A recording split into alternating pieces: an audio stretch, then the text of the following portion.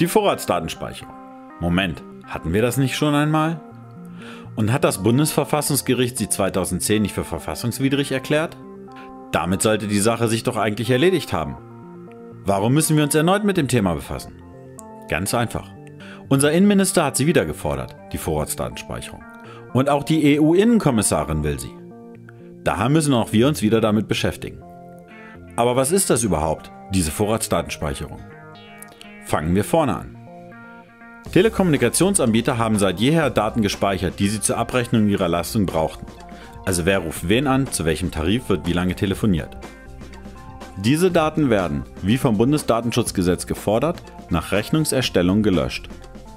Aber unser Innenminister will das Gegenteil, die Vorratsdatenspeicherung. In Zukunft sollen zum Beispiel für Telefongespräche die Telefonnummern beider Teilnehmer, die eindeutige Hardwarekennung des Gerätes, Name und Anschriften beider Teilnehmer, Datum und Uhrzeit des Gespräches, der Standort und natürlich die Gesprächsdauer für 6 Monate gespeichert werden. Bei SMS ebenfalls die Daten aller Empfänger inklusive Standort des Senders und des Empfängers. Und bei E-Mails Adressen von Sender und Empfänger, IP-Adresse, die den Anschluss identifiziert, sowie der Zugriff auf den Mail-Server. Auch beim Internetsurfen wird protokolliert. Die IP, Name, Adresse und Teilnehmerkennung. Warum will unser Innenminister das? Der Innenminister behauptet, dass die Vorratsdatenspeicherung hilft, Verbrechen aufzuklären. Das hat auch schon die Große Koalition von 2006 behauptet, als sie eine EU-Richtlinie forciert hat, welche die EU-Mitgliedstaaten verpflichtet, Gesetze zu erlassen, die die Speicherung all dieser Daten für mindestens 6 Monate vorschreibt. Wenn diese Richtlinie nicht in nationales Recht umgesetzt wird, drohen Verfahren und Strafzahlungen. Was jedoch nicht in dieser Richtlinie steht: All diese gesammelten Informationen sollen die Telekommunikationsanbieter den staatlichen Stellen wie den Geheimdiensten und der Polizei automatisiert zur Verfügung stellen. Aber schauen wir doch einmal genauer hin. Fast jeder Mensch hat ein Mobiltelefon. Diese Geräte buchen sich in die Funkzellen ein, anhand derer die Position des Gerätes bestimmt werden kann. Auch das wird gespeichert. All diese Daten zusammen machen jeden von uns zum gläsernen Bürger.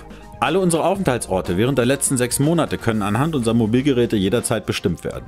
Es können Bewegungsprofile erstellt werden, mit deren Hilfe jede unserer Bewegungen, ob zum Einkaufen in den Supermarkt, die Kinder von der Schule abholen oder die Dienstreise von Hamburg nach Berlin, akribisch nachvollzogen werden.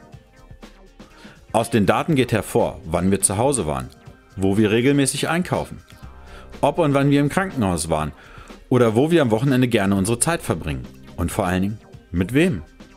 Die staatlichen Dienste lernen anhand der Daten unseren Freundeskreis, unsere Kollegen und Geschäftspartner kennen, mit denen wir telefonieren und E-Mails austauschen. Und sie können unsere privaten und geschäftlichen Beziehungen analysieren. Die Entwürfe des Innenministers sehen vor, dass die persönlichen Informationen sehr leicht zugänglich sind, sodass sich die Behörden schon bei groben Ordnungswidrigkeiten anhand der Vorratsdatenspeicherung einen Überblick über unsere gesamte Lebenssituation verschaffen können. Das heißt konkret, einmal falsch geparkt und schon könnte man wie ein Terrorist durchleuchtet werden. Was kann also passieren? Abgesehen von Missbrauch seitens der Behörden oder deren Mitarbeitern, von Kompetenzüberschreitungen und Fehlanzeigen, werden diese Daten durch den Telekommunikationsanbieter gespeichert, der ein enormes wirtschaftliches Interesse an diesen Daten hat. Vorratsdaten können ausgewertet und verkauft werden. Des Weiteren sind die Daten, wie bei den bekannten Skandalen deutlich sichtbar geworden, bei Firmen einfach nicht sicher. Nicht zuletzt, weil diese Firmen unter wirtschaftlichen Druck stehen und zum Beispiel Ziel von Wirtschaftsspionage werden können. Insgesamt ist das Missbrauchsrisiko kaum abzuschätzen. Die Pläne der Regierung verstoßen klar gegen das Urteil des Bundesverfassungsgerichtes, welches die Vorratsdatenspeicherung in dieser Form für verfassungswidrig erklärt hat.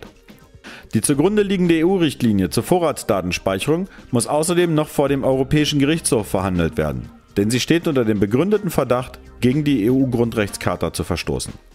Ein mögliches Gesetz muss nach dem Urteil des Europäischen Gerichtshofes wieder angepasst, geändert oder abgeschafft werden. Der Innenminister entgegnet: Ja, aber Deutschland wird sicherer. Wir werden deutlich mehr Verbrechen aufklären und Terroristen fangen. Aber stimmt das auch wirklich so? Der Wissenschaftliche Dienst des Bundestages hat die Auswirkungen der Vorratsdatenspeicherung in mehreren Studien untersucht und kam im Februar 2011 zu dem Ergebnis, dass sich die Erfolge der Vorratsdatenspeicherung in einem sehr kleinen Rahmen halten und die Auswirkungen auf die Aufklärungsquote marginal sind. Im März desselben Jahres kam der Dienst in einer weiteren Studie zu dem Ergebnis, dass die Einführung einer Vorratsdatenspeicherung in keinem EU-Land zu einer signifikanten Änderung der Aufklärungsquote von Straftaten geführt hat. Für marginale, nicht signifikante Verbesserungen möchte der Innenminister also unsere Privatsphäre abschaffen. Ein hoher Preis. Wovor will der Staat uns schützen, indem er uns ausspioniert? Was aber, wenn die EU gegen Deutschland ein Verfahren einleitet, wie es die Bundesregierung angeblich fürchtet?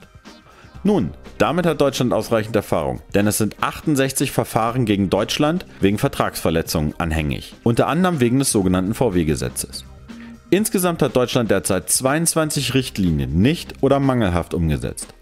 Die Bundesregierung tut nichts, schließlich handelt es sich bei diesen Verletzungen meistens um wirtschaftliche Interessen. Die Vorratsdatenspeicherung. Verdachtsfrei, anlasslos, nutzlos. Stoppt die Vorratsdatenspeicherung.